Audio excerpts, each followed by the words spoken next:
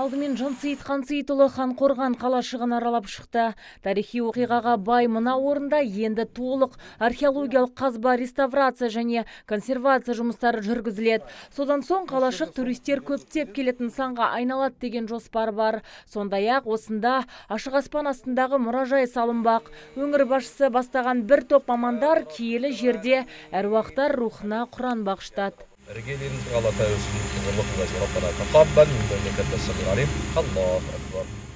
Осыған дейінгі археологиялық қазба жұмыстары толық аяқталмаған мамандардың сөзінше әлі 90%-ға жуық жұмыс атқарылу қажет.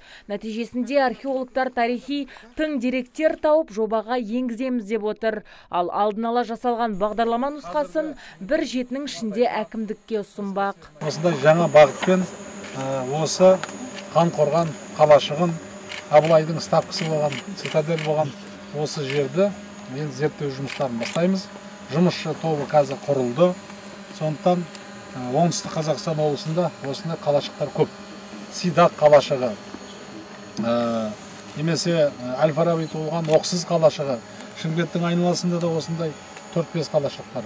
Түркістанның айналасында, яғни осы Сайрам, Исфиджаптан бастап, сонау Сауранды өтіп, Сығанақ қаласына дейін көптеген қалалар болған. Оңтүстік осындай тарихи қалашықтарға бай мекен, сондықтан бұдан өзге де орындарға байланысты жобалар қолға алынады. Бұл рухани жаңғыру бағдарламасына сәйкес кезең-кезеңмен іске аспақ. Ең бастысы киелі мекенге ішкі және сыртқы туристерді көптеп тарту. Ал Ордабасы қазіргі жағдайда мына күйінде тұрып, ол болашақта кірген кезде үлкен алаң бар. Себебі Ордабасы жалпы қорығының төбесінің өзі қарасаңыздар 1170 гектар барлық жағынан бізге мүмкін. Ең биік төбенің басында осы стелла тұр. Соның барлығын жақсылап біз абаттандыруымыз қажет.